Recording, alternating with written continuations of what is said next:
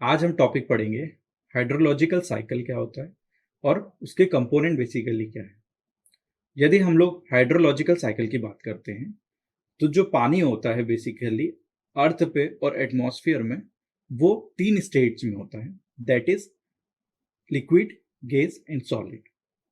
यदि हम बात कर रहे हैं इन स्टेज में बेसिकली क्या होता है, there are the endless circulation of water between the earth and atmosphere.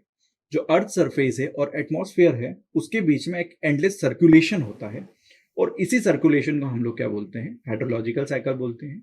और ये हाइड्रोलॉजिकल साइकिल बेसिकली क्या है, it has no beginning and end but it's many process occurs basically simultaneously. यदि ये देखें हम लोग तो ये जो प्रोसेस है साइमल्टेनियसली ऑकर होता है, इसके ना तो कोई बिगिनिंग होती है ना कोई एंडिंग होती है। यदि हम बात करते हैं वाटर की अर्थ में तो it exist in the space, उस स्पेस को हम लोग क्या बोलते हैं, हाइड्रोस्फीयर। और उसकी बाउंड्री बेसिकली क्या है, 15 किलोमीटर है up to the earth atmosphere and 1 kilometre down in the lithosphere. यदि हम लोग हाइड्रोलॉजिकल साइकिल है तो उसकी बात करते हैं तो hydrological cycle is also moves with in this boundary. Sun basically यहां पर क्या करता है, it generally imparts the energy for the movement of this cycle. यदि हम बात करते हैं यहाँ पर दो प्रोसीजर की, दो इंपॉर्टेंट पॉइंट्स की, तो दैट इज वो प्ले करेंगे, that is sun and one another one is Coriolisis forces. Coriolis force basically यहाँ पर क्या कर रहा है, due to this force wind moves in the different direction. यहाँ पर जो विंड है वो डिफरेंट डायरेक्शन में मूव करती है। Generally it play important role in the completion of hydrological cycle. Sun evaporates water and Coriolis forces by controlling the wind circulates the water vapor where precipitation is occur। तो ये दोनों क्या करते हैं, हमें हमारे हाइड्रोलॉजिकल साइकिल में क्या है, इंपॉर्टेंट रोल प्ले करते हैं। नेक्स्ट यदि हम बात करें तो that is a component of hydrological cycle. यदि हम कंपोनेंट ऑफ हाइड्रोलॉजिकल साइकिल का देखें तो सबसे पहला कंपोनेंट आता है that is evaporation. Evaporation basically क्या है, when water come into contact with heat radiations it generally turns into the vapor। वो क्या है, वेपर में कन्वर्ट हो जाता है यदि वो किसी हीट रेडिएशन के कांटेक्ट में आता है, and this is known as evaporation. Hydrological cycle evaporation basically, इसमें इवोपरेशन प्ले या मेनली ऑकर फ्रॉम ओशियंस। जो इवोपरेशन है जनरली वो मैक्सिमम पार्ट कहाँ से होता है, बेसिकली उसका मैक्सिमम पार्ट ओशियन से होता है। ओशियन इवोपरेशन कंट्रीब्यूट्स करता है लार्ज पार्ट में, and the real evaporation occurs from land mass and rain drop evaporation. यदि हम बात करते हैं रेन ड्रॉप्स की, तो when rain drops come to the earth surface it come in contact with sunlights and then it also get evaporated in the air. Next component की यदि हम बात करते हैं तो नेक्स्ट कंपोनेंट में आता है दैट इज प्रिसिपिटेशन। यदि हम प्रिसिपिटेशन की बात करें तो जनरली जो इवोपरेशन हुआ उस इवोपरेशन के कारण basically the amount of vapours in the atmosphere goes on increasing. यहां पर क्या है, वेपर्स का अमाउंट इंक्रीज हो जाता है after reaching a certain amounts. जो वेपर का सर्टेन अमाउंट यदि रिच हो जाता है तो उसके कारण जो वेपर है बेसिकली वो क्या करता है, it condense and come to the earth surface in solid or liquid form. इसे हम लोग क्या बोलेंगे, प्रिसिपिटेशन बोलेंगे। As the air temperature decreases its moisture holding capacity also decreases.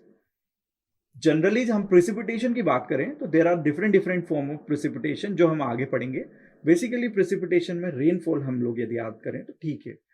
Next आता है दैट इज इंटरसेप्शन। यदि हम नेक्स्ट कंपोनेंट की बात करते हैं तो दैट इज इंटरसेप्शन।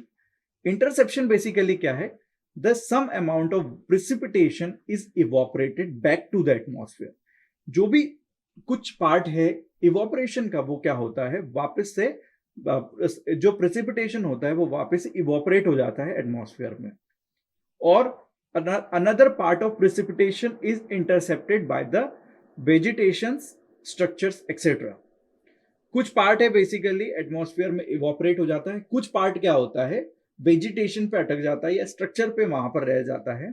उस स्ट्रक्चर के कारण it may gate either evaporated back to atmosphere or moved down to the ground surface। या तो फिर वो पेड़ों से जब पानी बहता है हमारा, जब पेड़ों के पत्तों से पानी गिरता है तो या तो वो सरफेस पे गिरेगा, ये वापस हीट के कारण वो क्या है इवोपरेट हो जाएगा, या फिर हम छत पे देखें हमारे जो रूफ टेरेस होता है उस पे जो भी पानी इकट्ठा होता है वो पानी कुछ तो हमारा रन ऑफ के थ्रू सरफेस पे जाता है और कुछ पार्ट हमारा वहां पर क्या होता है इकट्ठा हो जाता है और वही चीज वो वापस इवोपरेट बैक हो जाती है और उसे हम लोग क्या बोलते हैं इंटरसेप्शन बोलते हैं। जो भी अमाउंट ऑफ रेनफॉल है on the roof buildings it is intercepted rainfall, उसे हम लोग क्या बोलेंगे इंटरसेप्टेड रेनफॉल बोलेंगे और सिंपली इंटरसेप्शन बोलेंगे। नेक्स्ट आता है हमारा दैट इज कंपोनेंट में that is infiltration. Infiltration basically क्या है, यदि हम बात करें इनफिल्ट्रेशन की तो when the water comes when water comes into on the earth surface, यदि वो अर्थ सरफेस पे आता है तो some portion of it penetrates into the ground, वो क्या है कुछ पोर्शन उसका पानी का वो क्या है पेनिट्रेट हो जाता है and it increases the moisture capacity of the soil. वो जो पानी है वो इनफिल्ट्रेट हो जाता है या पेनिट्रेट हो जाता है, उसके कारण क्या है सॉइल की मॉइस्चर कैपेसिटी क्या है बढ़ जाती है और इसी प्रोसेस को हम लोग क्या है and this water is called infiltrated water and this process basically is known as infiltration. Through infiltration the water level of underground water bodies is also increases. जो भी पानी हमारा अंडरग्राउंड वाटर बॉडीज में है वो बेसिकली किसकी वजह से है इनफिल्ट्रेशन की वजह से। जो भी एक्यूफर रिचार्ज होते हैं वो बेसिकली किसकी वजह से होते हैं that is in infiltration. Infiltration is important for underground water movement by increasing its volume. यदि हम देखें तो इनफिल्ट्रेशन बेसिकली जो भी अंडरग्राउंड मूवमेंट हो रहा है पानी का वो जनरली उसके वॉल्यूम यदि इंक्रीज होगा तभी होगा और वो क्या करता है इनफिल्ट्रेशन उसको इंपॉर्टेंट प्ले करता है, रोल प्ले करता है। Infiltration basically it is more in village. यदि हम बात करते हैं इनफिल्ट्रेशन प्रोसेस की तो इनफिल्ट्रेशन प्रोसेस जनरली जो टाउन्स छोटी सिटीज या विलेजेस होते हैं वहां पर ज्यादा होते हैं एज कंपेयर टू द जो भी टाउन्स होते हैं, बिकॉज जो भी हमारे टाउन्स होते हैं इट हैव लेस पक्का बेसिकली जो भी अनट्रीटेड जो भी ट्रीटेड बेसिकली इम्परवियस स्ट्रेटा है उसको हम लोग अनट्रीटेड करते हैं। यदि हम लोग उस पर कोई भी कॉन्क्रीटिंग नहीं करते हैं तो बेसिकली यहाँ पर क्या है जो भी पानी हमारा ग्राउंड सरफेस पे आएगा, जो भी सरफेस पे आएगा बेसिकली वो ग्राउंड अंडरग्राउंड में इनफिल्ट्रेट हो जाएगा। तो इसलिए हम बोलते हैं कि हमारे जो विलेजेस होते हैं बेसिकली वहां पर इनफिल्ट्रेशन की वैल्यू ज्यादा होती है। Infiltration basically will be more in the forest area and in the comparison to desert area because the tree makes the surface pervious। जो भी ट्री होती है वो क्या करती है उस सरफेस को क्या है परवियस बना देती है और it increases the infiltration. Next आता है that is component is transpiration. So basically transpiration का मतलब क्या होता है, यदि हम ट्रांसपीरेशन देखें तो वेजिटेशन बेसिकली क्या करता है it uses the ground water और the soil moisture for its growth. यदि हम बात करें जो भी वेजिटेशन क्रॉप्स हुए वो क्या करेगा जो भी सॉइल मॉइस्चर है जो भी सॉइल मॉइस्चर उपलब्ध है उसको क्या करेगा वो एक्सट्रैक्ट करेगा फॉर देयर ग्रोथ। यदि प्लांट की ग्रोथ होगी तो वो जो लीव्स होती हैं उसमें कुछ टाइनी ओपनिंग्स होती हैं बेसिकली, उन टाइनी ओपनिंग से भी क्या होता है जो भी वाटर गेट इवोपरेटेड, जो भी लीव्स में पानी होता है जो भी मॉइस्चर होता है वो क्या होता है इवोपरेट हो जाता है और इस प्रोसेस को हम लोग जनरली क्या बोलते हैं ट्रांसपीरेशन बोलते हैं। यहाँ पर वाटर बेसिकली क्या है it get extracted by plant roots and transported upward through its stems and it diffused into the atmosphere through tiny openings in the leaves and basically इस प्रोसेस को हम लोग क्या बोलते हैं that is known as transpiration and this water is basically known as transpiration water। Next component की हम बात करें तो नेक्स्ट कंपोनेंट हमारा क्या है रन ऑफ।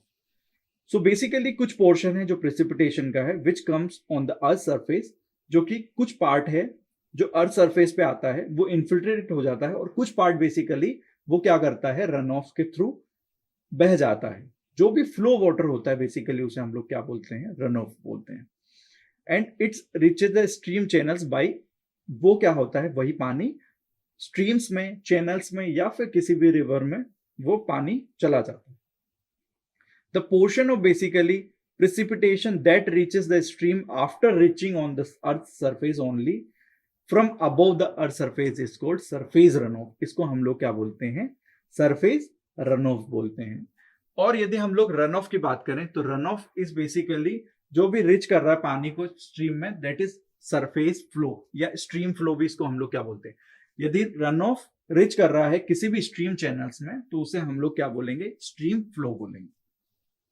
यदि हम देखें कुछ इंपॉर्टेंट कंपोनेंट के हाइड्रोलॉजिकल साइकिल में, तो उन सबको यदि हम मिलाते हैं बेसिकली तो साइकिल बेसिकली 96.5% जो वो पानी है हमारे अर्थ सरफेस पे वो बेसिकली कहाँ है? It is in oceans. And remaining 1.7% है वो बेसिकली पोलराइज में है.